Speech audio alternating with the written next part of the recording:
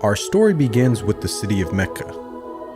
It is said that when Adam and Eve were first expelled from paradise, the two were separated, with Eve having landed near the city of Mecca and Adam having landed somewhere in the Far East.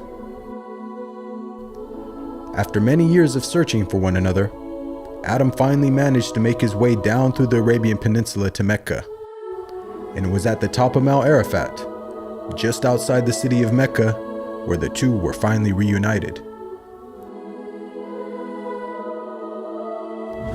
Mecca is also significant because it is considered the first place on earth that God Almighty was worshipped alone.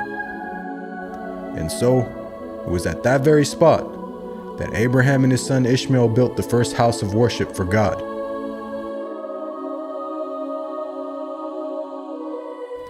In honor of this, God Almighty had built in the heavens a similar structure for the angels. And it is said that every day, 70,000 angels come to that building to perform their prayers and then leave, intending never to return again.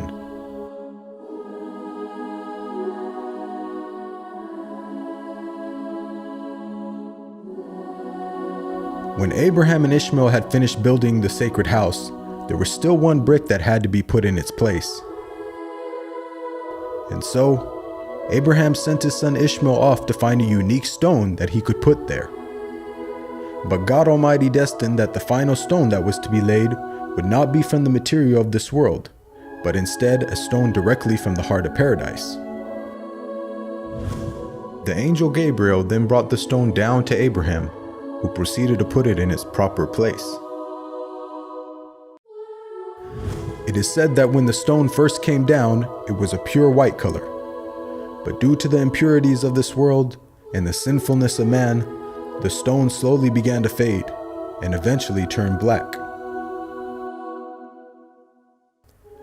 As time passed, the city began to develop, with the people of Mecca remaining upon pure monotheism, worshiping one God alone.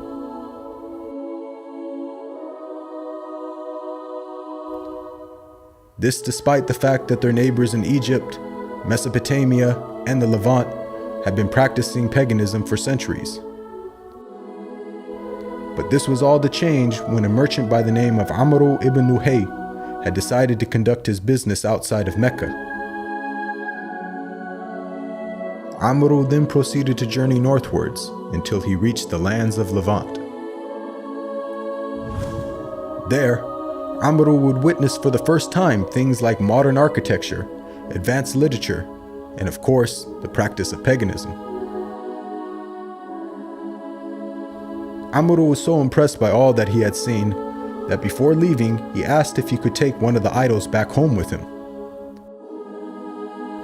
The people agreed, and so Amr took the idol and placed it along with the other goods and merchandise in his caravan.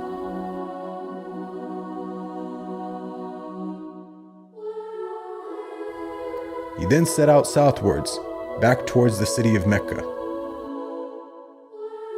When Amr arrived back home, he immediately took the idol and placed it right in front of the sacred house. He then proceeded to tell the people that this was now going to be the God that they worship. Sadly, this concept faced little, if no resistance. And as time passed, the people began to worship more and more different idols, until it is said by the end of the 6th century, there were over 360 different idols surrounding the sacred house in Mecca.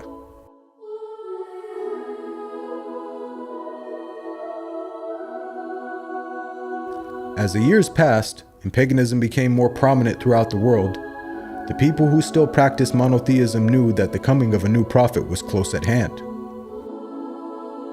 And so, either through deductive reasoning or through interpretation of their holy text, many had concluded that the Arabian Peninsula was the most probable place God would send his new prophet.